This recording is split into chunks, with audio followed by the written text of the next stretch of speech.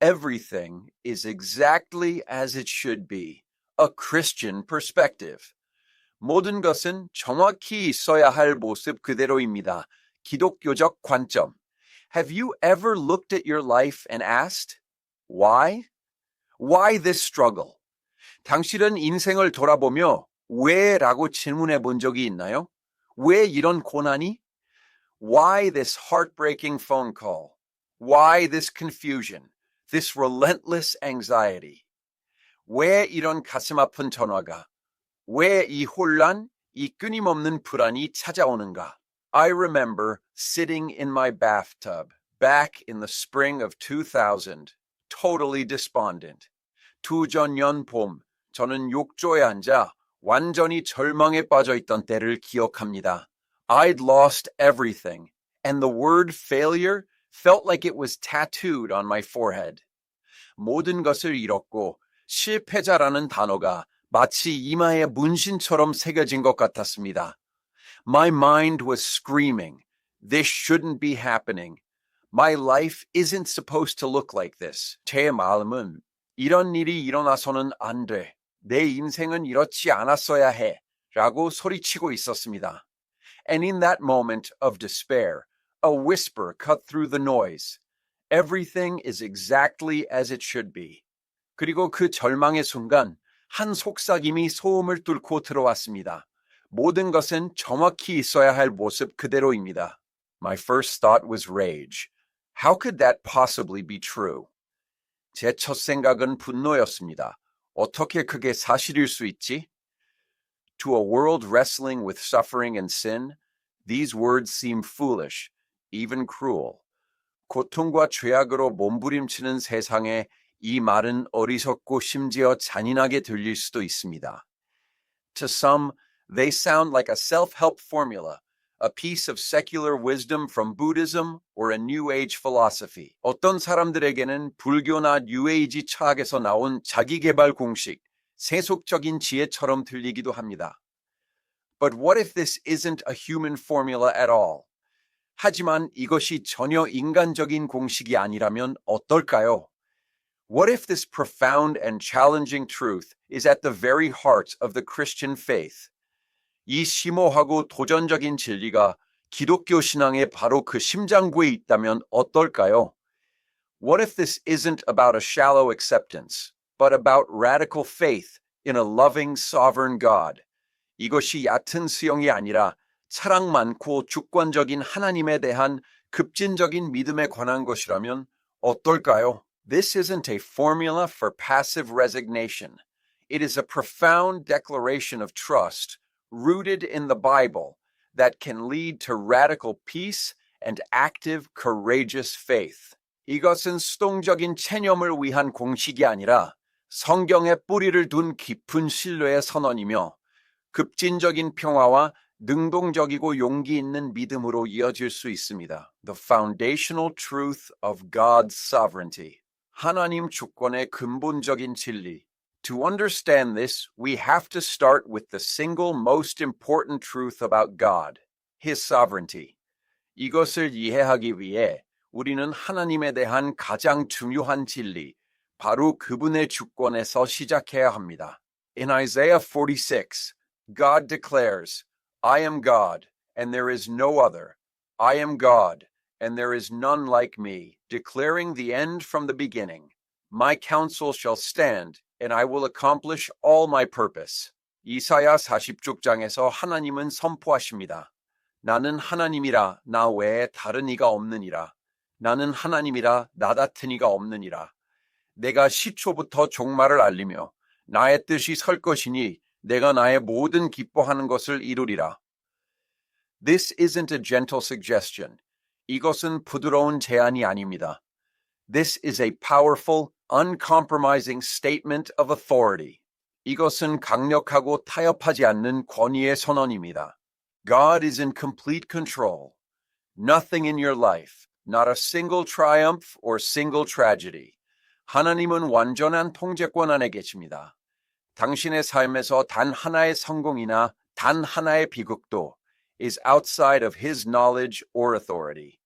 그분의 지식이나 권위 밖에 있지 않습니다. This doesn't mean he micromanages every moment like a puppeteer, but it does mean his ultimate plan for redemption and glory is being perfectly executed. 이것은 그분이 꼭두각시처럼 모든 순간을 세세하게 관리하신다는 의미는 아니지만 그분의 궁극적인 구원과 영광의 계획이 완벽하게 실행되고 있음을 의미합니다. Think of Joseph, sold into slavery by his brothers. 형들에게 노예로 팔려간 요셉을 생각해 보십시오. What seemed like a devastating injustice was, from God's perspective, a precise step in a plan to save an entire nation. 겉으로는 처참한 불의처럼 보였지만 하나님의 관점에서는 한 민족 전체를 구원하기 위한 계획의 정확한 단계였습니다. In Genesis 50, after years of suffering and trials, Joseph tells his brothers, "You intended to harm me, but God intended it for good." 수년간의 고통과 시련 끝에 창세기 50장에서 요셉은 형제들에게 말합니다. 당신들은 나를 해하려 하였으나 하나님은 그것을 선으로 바꾸사. Joseph's life was exactly as it should have been, not because the evil done to him was good, but because a sovereign God was working his purpose through it. 요셉의 삶은 정확히 있어야 할 모습 그대로였습니다. 그에게 행해진 악이 좋았기 때문이 아니라 주권적인 하나님께서 그것을 통해 그분의 목적을 이루고 계셨기 때문입니다. Even our own free will and our own plans are ultimately contained within his greater purpose. 우리의 자유의지와 계획조차도 궁극적으로 그분의 더 큰 목적 안에 담겨 있습니다. Proverbs 19장 21 tells us, "Many are the plans in a person's heart, but it is the Lord's purpose that prevails." 잠언 21절은 우리에게 이렇게 말합니다. 사람의 마음에는 많은 계획이 있어도 오직 여호와의 뜻만이 완전히 서리라. We make our choices, but a loving God weaves them all into a masterpiece that declares his glory. 우리는 우리의 선택을 하지만 사랑의 하나님은 그 모든 것을 그분의 영광을 선포하는 걸작으로 엮어내십니다. Your God is too small. 당신의 하나님은 너무 작다. What image comes to mind when you hear the word God? For many, it's something familiar, something manageable. 하나님이라는 단어를 들으면 어떤 이미지가 떠오르나요? 많은 사람들에게는 친숙하고 다루기 쉬운 어떤 것입니다. Perhaps an old man with a long white beard, sitting on a majestic throne amidst the clouds, maybe even a little stern. 어쩌면 구름 위에 앉아있는 길고 흰 수염을 가진 조금은 엄격해 보이는 노인일 수도 있습니다. It's an image burned into our collective consciousness, isn't it? 그것은 우리의 집단 무의식 속에 깊이 박힌 이미지 아닙니까? But what if I told you that this very image, this grand old man in the sky, is precisely why so many people today are struggling with or even abandoning their faith? 하지만 이 이미지, 하늘에 계신 이 위대한 노인이 바로 오늘날 많은 사람들이 신앙과 씨름하거나 심지어 신앙을 버리는 이유라고 말한다면 어떨까요? What if this God is simply too small? 이 하나님이 단순히 너무 작다면 어떨까요? In 1952, a British theologian named J.B. Phillips wrote a groundbreaking book titled Your God is Too Small. 2919년 J.B. 필립스라는 영국 신학자는 Your God is Too Small, 당신의 하나님은 너무 작다이라는 획기적인 책을 썼습니다. He argued that our limited, often childish concepts of God prevent us from experiencing a faith that is both intellectually honest and deeply fulfilling. 그는 우리의 제한적이고 종종 유치한 하나님에 대한 개념이 우리가 지적으로 정직하고 깊이 만족스러운 신앙을 경험하는 것을 방해한다고 주장했습니다. Deconstructing common small gods. 흔한 작은 신들 해체하기. Let's be honest about some of these small gods we often unwittingly carry. 우리가 무심코 품고 있는 이러한 작은 신들 중 일부에 대해 솔직해집시다. First, there's the grand old man God. 첫째, 위대한 노인 하나님이 있습니다. This is the ancient, bearded figure, much like a magnified human king or a wise. 그는 확대된 인간 왕이나 현명하지만, if somewhat grumpy, grandfather. He lives up there somewhere, doling out rules, judging our actions, and occasionally interfering in the world like a cosmic puppet master. 다소 심술궂은 할아버지와 매우 흡사한 고대 수염난 인물입니다. 그는 특정 장소인 구름 위에 살면서 규칙을 정하고 우리의 행동을 심판하며 때때로 우주의 꼭두각시 조종자처럼 세상에 간섭합니다. He's powerful, yes, but fundamentally human-like. 그는 강력하지만 근본적으로 인간과 같습니다. The problem? This concept confines God to human limitations. 문제는 무엇일까요? 이 개념은 하나님을 인간의 한계에 가둡니다. If God is just a bigger man, how can he be everywhere? 하나님이 더 큰 인간일 뿐이라면 어떻게 그분이 어디에나 계실 수 있을까요? How can he truly be beyond our understanding? 어떻게 그분이 진정으로 우리의 이해를 초월할 수 있을까요? This God is easily dismissed as a fairy tale, unsuited for a universe of quantum physics and endless galaxies. 이 하나님은 양자물리학과 끝없는 은하로 가득한 우주에 적합하지 않은 쉽게 일축될 수 있는 동화처럼 보입니다. It's a God you might outgrow, just like childhood stories. 어린 시절의 이야기처럼 당신이 성장하면서 버릴 수도 있는 하나님입니다. Then there's the God in a box, or the managing director God. 다음으로 상자 속의 하나님 또는 전무이사 하나님이 있습니다. This God is like a celestial CEO. He's busy running the universe, but if you put in the right request, he might intervene in your personal life, helping you find a parking spot, ace an exam, or secure a promotion. 이 하나님은 하늘의 최고 경영자 CEO와 같습니다. 우주를 운영하느라 바쁘지만 당신이 올바른 요청을 하면 당신의 개인적인 삶에 개입하여 주차 공간을 찾거나 시험에 합격하거나 승진을 돕습니다.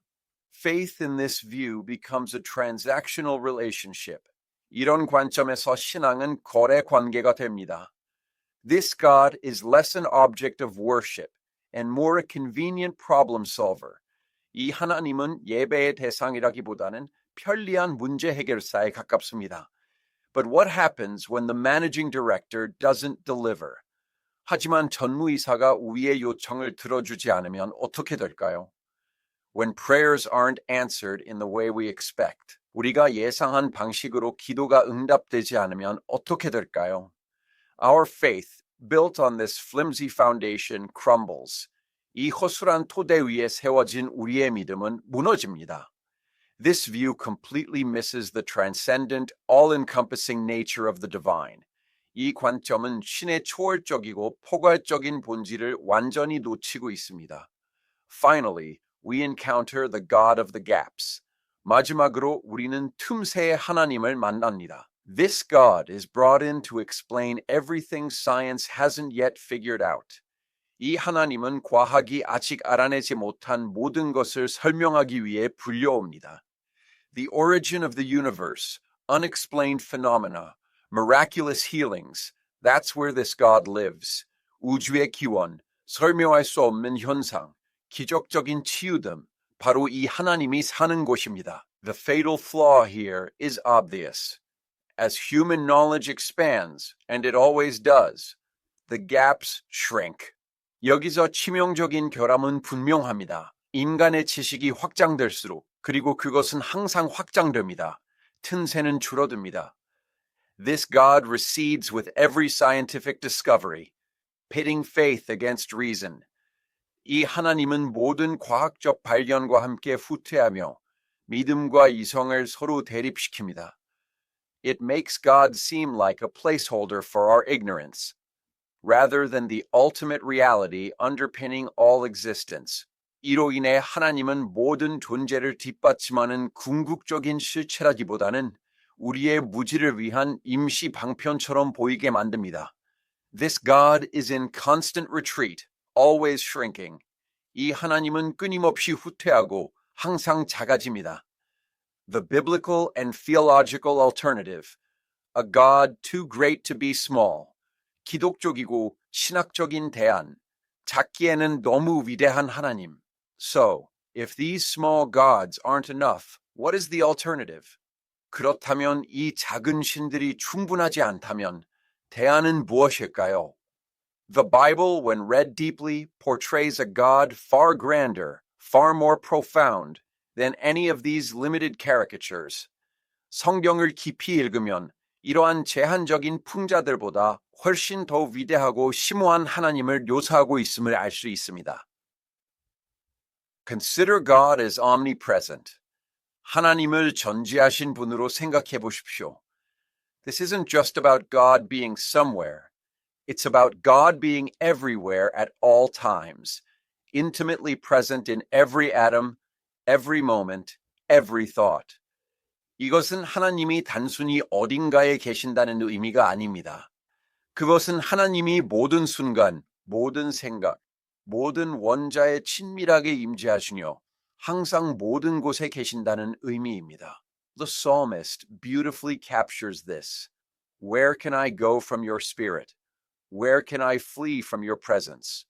시편 기자는 이것을 아름답게 포착합니다. 내가 주의 영을 떠나 어디로 가며 주의 앞에서 어디로 피하리이까?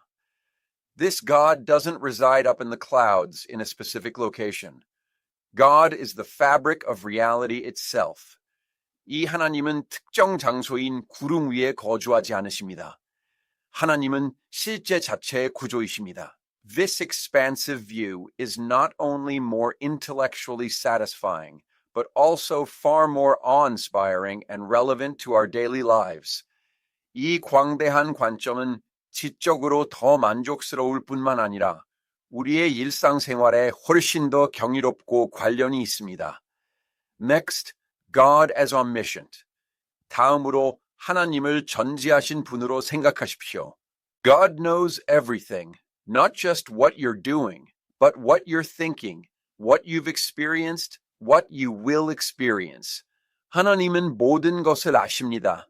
당신이 무엇을 하고 있는지 뿐만 아니라 무엇을 생각하고 있는지, 무엇을 경험했는지, 무엇을 경험하게 될 것인지 아십니다. This isn't about a cosmic spy. It's about a complete, intimate knowing that understands every facet of our being.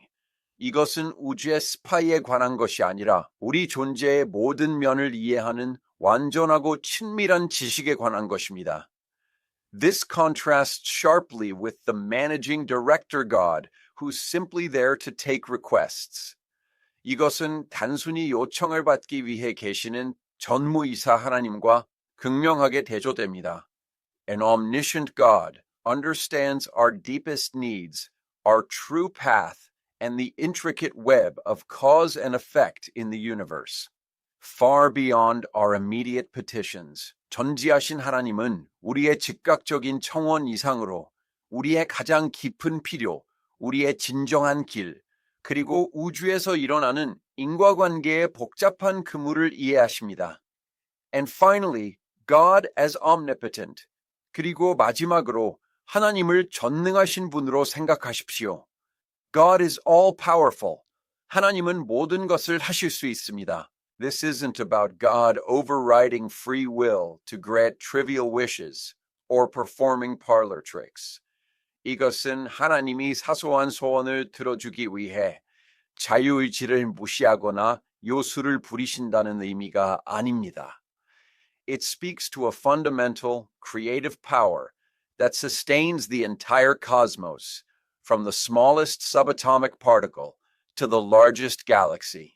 그것은 가장 작은 아원자 입자부터 가장 큰 은하계에 이르기까지 전체 우주를 지탱하는 근본적이고 창조적인 능력에 관한 것입니다. This isn't the God of the gaps, whose power is limited by our lack of understanding. 이것은 우리의 이해 부족으로 능력이 제한되는 틈새의 하나님이 아닙니다. True omnipotence is about God's foundational role in existence itself, the force that makes everything possible, not just fills in the blanks. 진정한 전능은 존재 자체에 대한 하나님의 근본적인 역할, 즉 공백을 채우는 것이 아니라 모든 것을 가능하게 만드는 힘에 관한 것입니다. The shift in perspective, from a thing to a presence. 관점의 전환, 사물에서 임재로. The core difference, then, is this. The small gods are often seen as objects, entities we can control, or tools we can use. 그렇다면 핵심적인 차이는 이것입니다. 작은 신들은 종종 우리가 통제하거나 사용할 수 있는 사물이나 실체로 여겨집니다. The God of the Bible, the God of true faith, is a dynamic, all-encompassing, transcendent presence. 성경의 하나님, 진정한 믿음의 하나님은 역동적이고 모든 것을 포괄하며 초월적인 임재이십니다. This also helps us with our language. 이것은 또한 우리가 사용하는 언어에도 도움이 됩니다. While we often use pronouns like he for convenience, the Bible itself uses incredibly diverse, non-gendered metaphors for God. Fire, light, spirit, wind, rock, shepherd. 우리가 편의상 그분과 같은 대명사를 사용하지만 성경 자체는 불, 빛, 영, 바람, 바위, 목자 등 믿을 수 없을 정도로 다양하고 성별에 구애받지 않는 은유를 하나님에게 사용합니다. God is not a man, nor is God limited by any human gender. 하나님은 인간이 아니며 어떤 인간의 성별에도 국한되지 않습니다.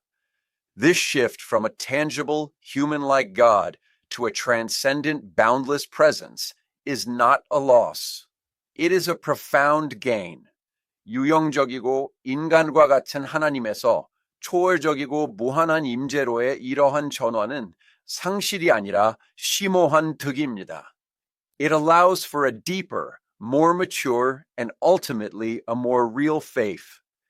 그것은 더 깊고 더 성숙하며 궁극적으로 더 진정한 믿음을 가능하게 합니다.